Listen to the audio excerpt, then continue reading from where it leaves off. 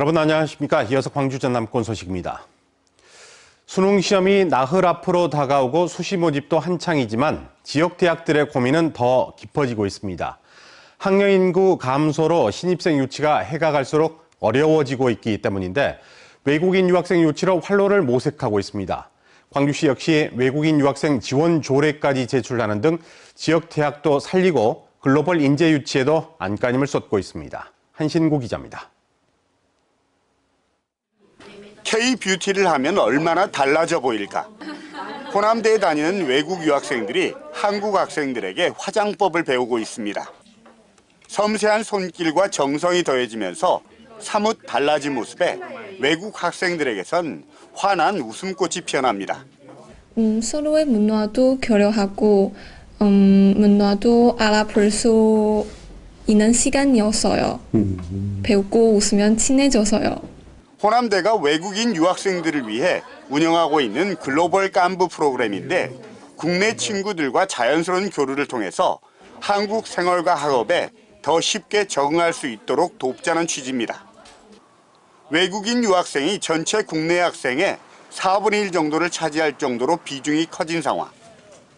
외국 학생들의 수요에 맞는 맞춤형 전공과 한국어 집중 지원 등의 노력이 곁들어져서인데 최근엔 학력 인구 감소 등 현 대학의 위기를 헤쳐가는 유력한 대안이 되고 있습니다. ICT, 문화 콘텐츠, 뷰티, 디자인 등 중 외국인 유학생들한테 선호도가 높은 분야를 중심으로 올해 현재 광주의 외국인 유학생은 6,300여 명.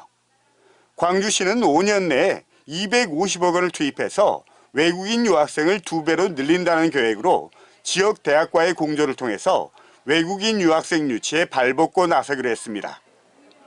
최근엔 해외 현지에서 유학 박람회를 진행할 경우에 예산을 지원할 수 있도록 하는 등 외국인 유학생을 유치하는 대학과 법인을 지원하는 조례까지 광주시 의회에 제출했습니다.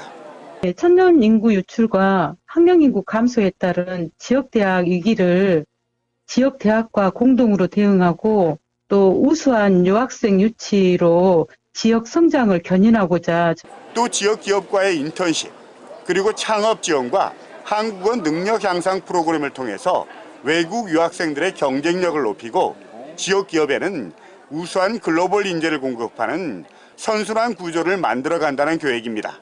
현재 5%에 머물고 있는 외국인 유학생의 정주율도 10%로 끌어올린다는 계획인데 학력 인구 감소 시대 지역 대학 발전과 활로에 마중물이 될 수 있을지 주목됩니다. MBC 뉴스 한신구입니다.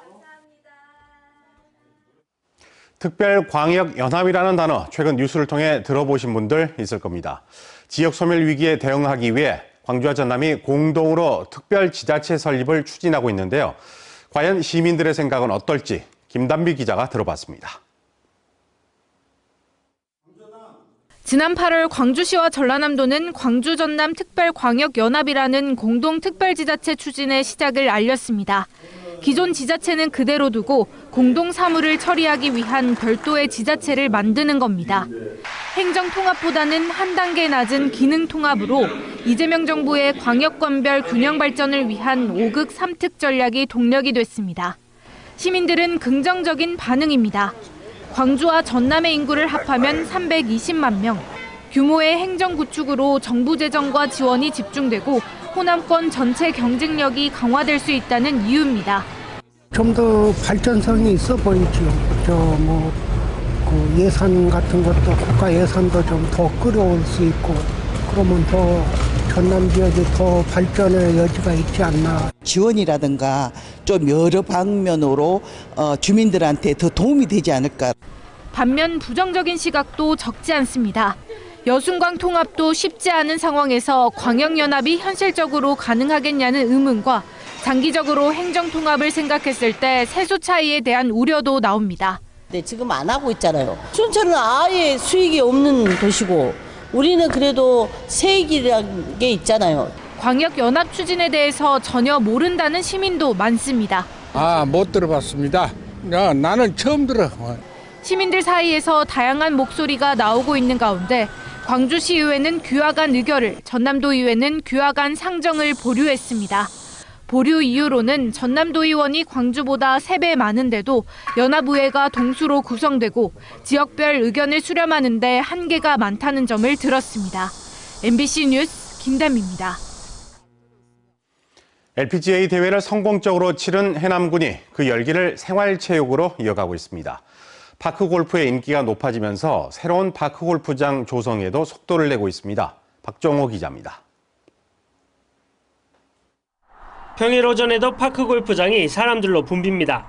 오는 14일 열릴 대회를 앞두고 전남 각지에서 연습을 하러 온 겁니다.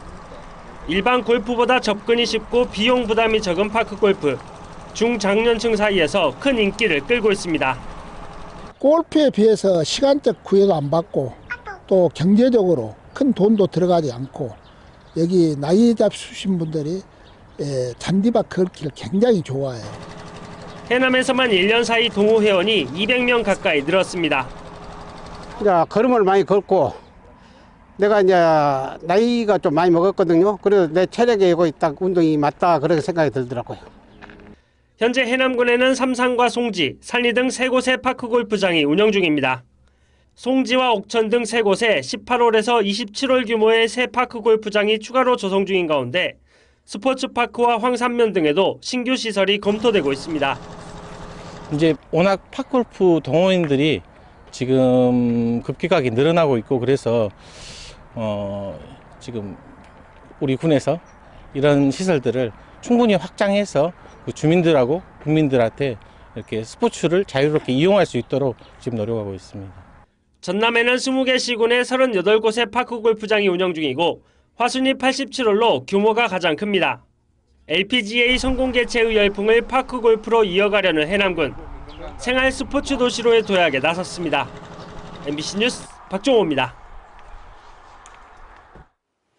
서해 공해상에서 중국인 11명이 탄 어선이 전복돼 2명이 숨지고 3명이 실종됐습니다.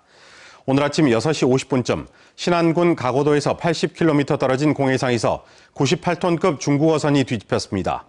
해경과 인근에 있던 중국 어선은 탑승선원 11명 가운데 8명을 구조했지만 이 가운데 2명이 숨졌습니다.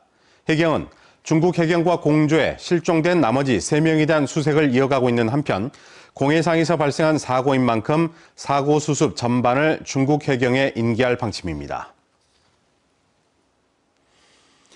조국 전 조국혁신당 비상대책위원장이 당대표 출마 영상을 공개하며 본격적인 선거운동에 나섰습니다.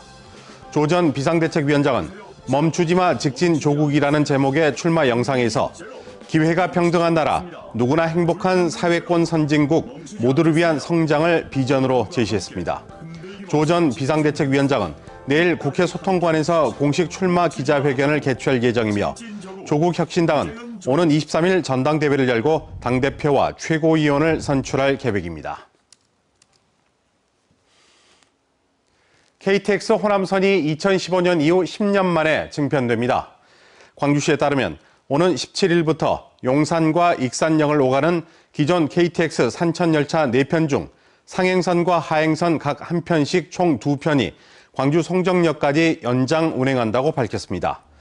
경부선에 비해 11년이나 늦은 2015년에야 개통된 KTX 호남선은 운행 횟수도 경부선의 2분의 1 수준이어서 지역에서는 KTX 호남선의 증편이 필요하다는 목소리가 꾸준히 제기돼 왔습니다.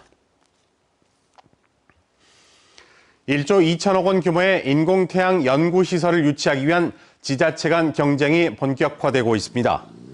나주시 등에 따르면 인공태양 연구시설 유치 계획서를 오는 13일까지 접수한 뒤 과학기술정보통신부가 21일 발표 평가를 거쳐 최종 후보지를 발표할 예정입니다. 이번 유치 전에는 나주를 비롯해 군산, 포항 등 4개 지자체가 경쟁을 벌이고 있습니다. 인공태양은 수소 1g으로 석유 8톤의 에너지를 얻을 수 있다는 점에서 고갈되는 화석연료 대체는 물론 탄소 중립을 실현할 에너지원으로 기대를 모으고 있습니다. 언제 어디서나 내 손 안의 뉴스. 광주 MBC 뉴스 유튜브 구독으로 함께하세요.